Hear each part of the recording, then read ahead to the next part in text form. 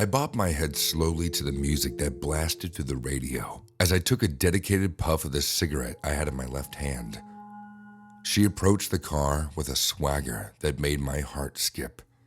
It had been 12 years since I had last seen her, my first love. It was her who had done it to me for the first time, and if I were to believe the words she said when she still loved me, it was I who had done it to her for the first time. I saw her smile into the phone which she was craned into, and I shut my eyes. It broke my simple heart to see her laugh so calmly. I had endured 13 years of her torture. 12 of these years you count. I had been away. And for what? I opened my eyes and took another pull off of the stub of my cigarette. The embers came alive and the tobacco caught on with a strong crackle. I felt the heat run into my head and my mouth pooled with spittle. She stopped and looked around. Then she held the phone to her face and spoke into it. I reclined in my seat and looked away. I could barely bring myself to watch her talk like that into the phone when I knew it was a lover she spoke to. Fuck, I growled, biting my lower lip with frustration and balling up my fist into a strong clasp. When I returned my gaze to her, I observed just how much time had passed between us. She was now older than I remembered her to be, but no less beautiful and no less capable of making my heart stop. Her lips were dark shade of maroon, even though I remembered them being paler in our younger years. I sighed. I would never have to remember her again at the end of the day. I would never lose her again. I loved her too much to lose her over again, even though she had hurt me. She moved over to the curb and touched the tip of her shoes over the stony floor. I could sense the fever of her conversation had consumed her, and she had no idea of her environment. I unclasped my hand and sighed when it no longer hurt. The object in my clenched fist no longer bore into the tender patch of my palm. She was always so vulnerable. The need surged in my chest, just as I had set out to do. The urgency to protect her from the world, to keep her away from all that could harm her. I desired to keep her for myself. I could protect her. I flushed with a warm sensation and held my hand to the car door and pushed it ajar just as she stepped closer. "Hey," I said when I was fully out of the car. The rancid smell of tobacco evaporated in haste. The soft smell of her skin, the richness of her musk replaced the atmosphere around my nostrils, and my desires grew stiffer. The rush in my veins turned warmer. My fingers twitched with impatience, and I wished I still had a cigarette. "Hey," she said back. With a passive stare, she moved past me. "Elizabeth," I called, more certain than I wasn't. She swirled, lingering gaze boring passion from all those years ago back into my soul. The evening had a higher meaning. The romance of her eyes, hazel heat that made me weak at the knees. She had more hair than I recalled, and they sat so beautifully on her shoulders like the perfect models on magazine covers. "Excuse me?" She arched her brows in question. "Elizabeth," I iterated, shaky from a rush of thoughts that ran my head to tiredness. "Give me a moment, Mark." She spoke into the phone, and my heart snagged in my chest. Do I know you from somewhere?" My lips hung loose when I desired to speak. It was a bad time to reminisce, but I could not help myself as I stumbled back to our first meeting and her effervescence. She still retained the spark, although I could tell time had left its mark on her, as it had on me. She had started to wrinkle just above her lips, which was now fuller. My heart ached for her, and I designed to stop it. "Look, Elizabeth, I still have it," I said, rolling the small pendant in my hands up to her face. She flinched at first and stared at me askance. She ought to have remembered it. It was a gift she had handed to me on the first night we had done it. I had kept it with me all those times, even when I had been sent away.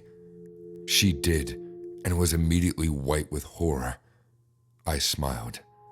I knew why. "Richard?"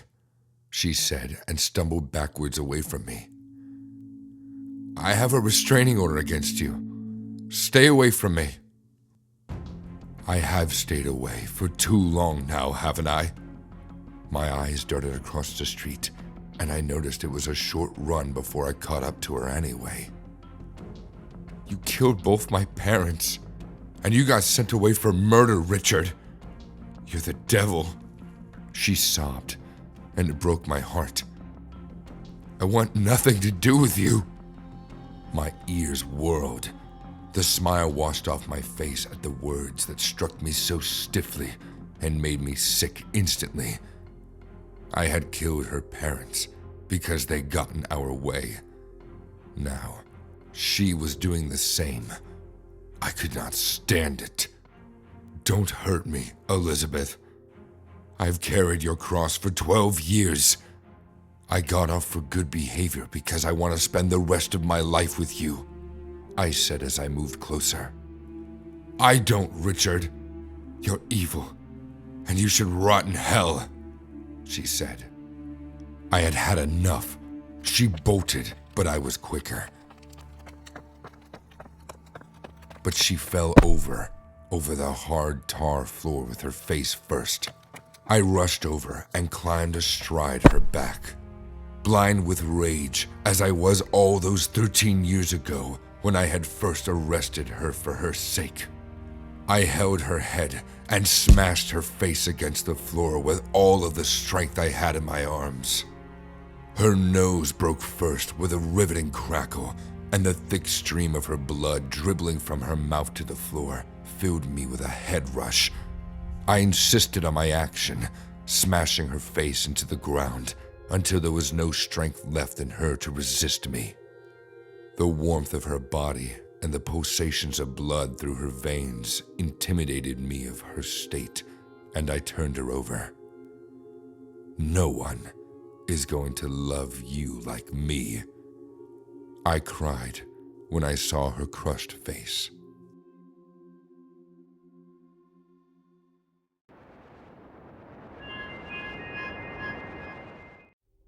My name is Emily Castings. I'm in my early 20s with few friends and an addicted OnlyFans user. It wasn't just for the money, it was for the pleasure and satisfaction it brought me. But something unexpected happened, and I didn't continue it for long before I stopped. It started in the second summer after I registered on OnlyFans and got my account rolling with quality, artistic content. I got popular fast on the app because I was raw, honest, and intentional with my content. I understood what people meant by how elating it was to make money from what they loved doing. I didn't expect anyone to recognize me. I didn't shoot my face. There was no access to my real name or address. It didn't make sense that someone would recognize me. Well, things didn't go as planned, and someone eventually was able to track my original identity. Sadly, that someone was very dangerous. I lived alone in a city far away from where my parents were based. I returned home one night after my shift at a summer job. The aura I felt as I got home was chilly. My house was quiet, more quiet than usual, but I ignored it and blamed it on the unusual blackout in my neighborhood.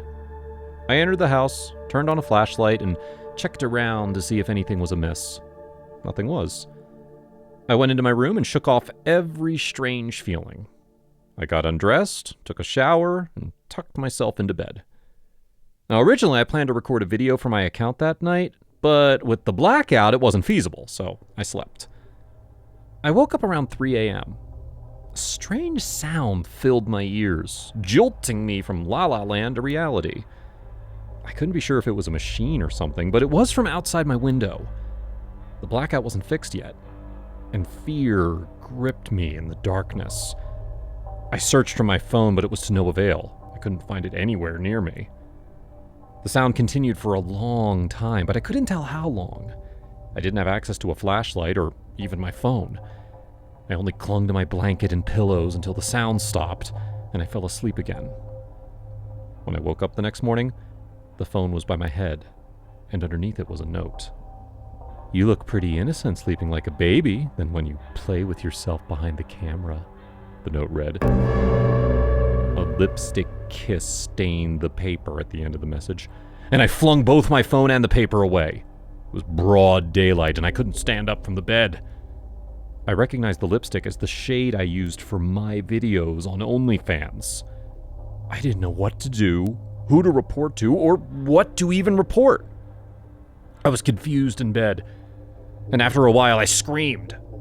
I grew silent and crept out of the bed, looking around stealthily. The note and my phone being so close to my head that morning could mean only one thing. Someone had come into my house the night before. If the note was any evidence, he watched me sleep, too. Perhaps the person was there when I woke up in the middle of the night. Maybe the person was with my phone while I looked around in fear because of the sound I heard. What if the person was making the sound? I had just one resolution: to get out of the house as quickly as I could. I ran towards my closet, shaking with every movement in search of something to wear, but the door wouldn't budge. It was hooked in place. My shaky hands stilled. The door was never locked. I didn't have a key for it. I took quiet steps backward and silently rushed toward my phone. There was only one explanation for the locked door. My intruder was still in the house. I shook from head to toe as I turned on my phone and dialed the emergency number. When it didn't respond, I started to cry. Thinking it was best for me to exit the room, I opened the door leading outside, but it remained in place too. My phone still wasn't responding. I tried the door that led to the toilet. It was locked too. My sobs became louder. I rushed towards my window. It couldn't be lifted, but I shouted for help anyway. That must have triggered my intruder. One door clicked open, and because I was not facing any, I couldn't tell which. I froze for some milliseconds, but resumed my scream at no one in particular. I knew no one could hear my scream, not from the locked window and the deserted street. Although my eyes caught sight of a black car parked close to my window. It was probably my intruder's car. He was closer to me now, his breathing heavy and his steps intimidating. He bent down and moved his face close to my ear. The chilly aura I felt since the previous night intensified, and my teeth clattered. His mouth smelled like alcohol as he muttered only for me to hear. "Your screaming's too loud. You should bring it low. No one will hear you anyway, miss." He ended the sentence with my OnlyFans username, and I confirmed how he knew me. Or not. No one was supposed to recognize me. I decided to be brave. I didn't have any other choice either way. "How do you know me?" I said as I looked at him, or at least tried to. He was tall and well-built. His muscles were chiseled underneath the rumpled shirt and jeans he had on. Now, if I met him in other circumstances, I was bound to fall for his beauty. "Oh, it's easy to recognize your victims," he chuckled, "especially when they let you see all the sensitive parts of their body." His fingers traced my curves. I flinched. Adrenaline surged through me at the mention of the word victims. He smiled, and I found his white set of teeth irritating rather than intriguing. "You don't have to run," he winked. "We're going outside anyway. Follow me." He grabbed my arms and dragged me along with him after watching me wear a short gown.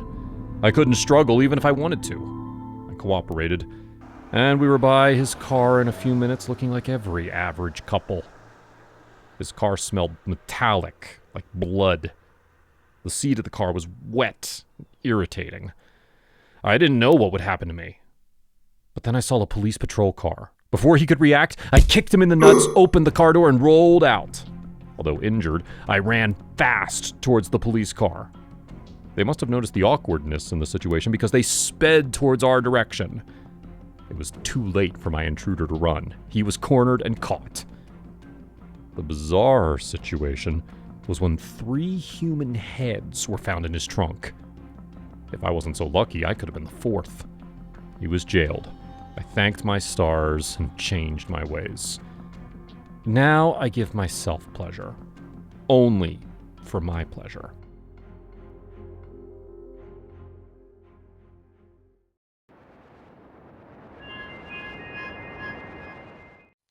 The alarm jilted me from sleep. I arose from the bed in a hurry and checked the time. Another alarm beeped almost immediately. The tone of the alarm was enough to let me know what day it was. I hate Halloween. I hate the memory that comes with it. I hate that my neighbors always report the flickering lights and sparks that happen in their house every Halloween.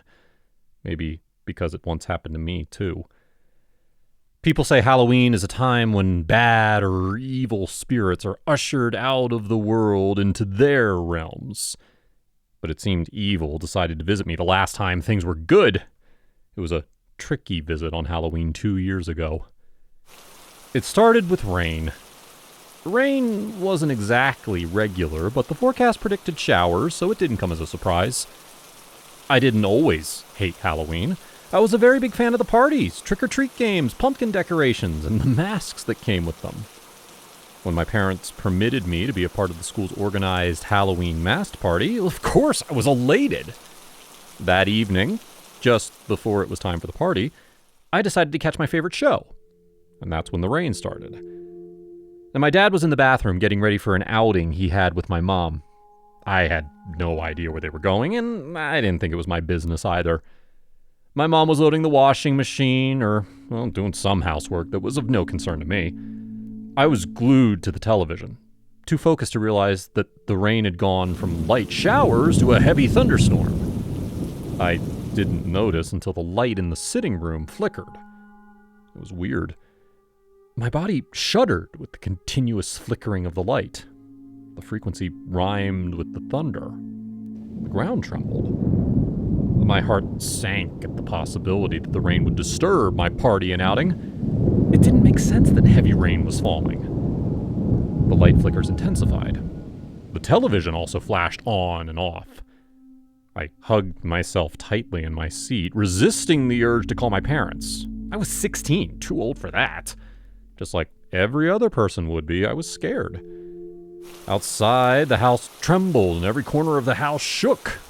The chairs vibrated in their space, and I wondered why the weather was putting in so much effort. I wanted the rain to stop, but it got louder and harsher. At some point, a rumble of thunder caused the television to go off, and the entire house was thrown into darkness, too. In a few seconds, the light came back on, almost like it never left. But it was accompanied by loud shrieks. Trembling, I stood up from the chair. "Mom? Dad?" I called, but got no responses. My mind swayed to the shriek and scream I heard. The one sounded like the voice of a woman. I strangely thought it belonged to my mother. She had a unique voice, tiny and high-pitched. People loved to say that I looked so much like her, especially because of her blonde hair and voice, but I didn't want it to be my mother's voice. That would only mean one thing.